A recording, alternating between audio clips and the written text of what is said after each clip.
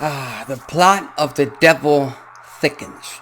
Because last night on Wednesday Night Dynamite, we've got quite a few more layers to who might the devil be. That story that AEW has vested interest in. And, there are a lot of fans out there, AEW fans, pro wrestling fans, IWC, the entire IWC, who have been very vocal about the fact that they might not be as interested in who the devil is anymore because the payoff hasn't gotten here. It's taken them a while to deliver on who the devil is, and frankly, this is just me, but I'm still very much interested in who the devil is, who's under the mask, and I simply think that it's this instant gratification world we live in where you want everything now, and you just gotta wait and be patient. So it's just a matter of pro wrestling fans not being patient, which is why what transpired last night on Dynamite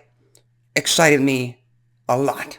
Because not only did we get the world champion himself, the devil himself, MJF, Maxwell Jacob Friedman, point fingers at Hangman Adam Page in terms of him being the guy under the mask, the devil under the mask. But we also got a backstage incident, a backstage assault on the world champion himself, cracked by a beer bottle through the skull of the world champion. And again, there's a lot of theories in terms of who the devil might be, and this might play into it. Again, we got to rule out CM Punk, of course, because he made his way back to Connecticut. That's off the table. I still think it's Jack Perry. I still think Jack Perry would be the best way to introduce that character back into TV. Hangman Adam Page, is he an option? Of course. I don't think in AEW's almost 5-year history, I don't think we've seen Hangman Adam Page as a heel in All Elite Wrestling. I'm not sure if the fans would want to boo him. He's very over with the crowd. But I am very interested in a possible Hangman Adam Page versus MJF world title match, world title feud, world title program down the line after World's End. And that pretty much gives away that I don't think Samoa Joe is walking out as world champion at the end of the year. So much for that, for the World's End pay-per-view preview. But I don't know. I think it's a little bit too much of a coincidence to have MJF suspect of Hangman Adam Page last night, and then a few moments later, he gets struck down backstage, presumably by the Devil's Masked Men, presumably by the devil himself, by a beer bottle, which is very, very much a high identifier of Hangman Adam Page in AEW. It's very coincidental. It's too much on the nose. And again, I think if it's not going to be Jack Perry, and they've already pretty much made it clear it's not Jay White and Bullet Club Gold, it might be Roderick Strong, Adam Cole, Matt Taven, Mike Bennett. It might be that group. Or it might be the devil himself. It might be Maxwell Jacob Friedman, MJF, pulling one on the entire roster, pulling one on the audience. He's their scumbag, of course. He is still, even though he is one of the most over babyfaces on the roster as well, he's still a dick in terms of how he portrays his character and how he acts backstage, his character work, everything.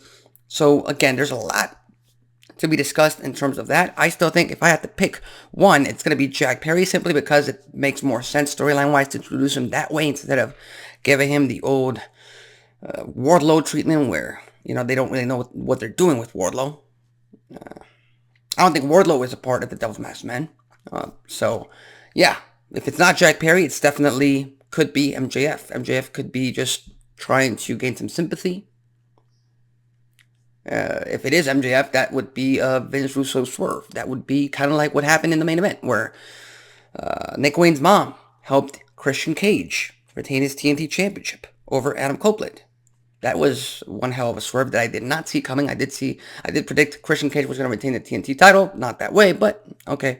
That's AEW. So we'll just have to wait and see. But again, in terms of the actual feud program, the idea of who the masked men and who the devil is,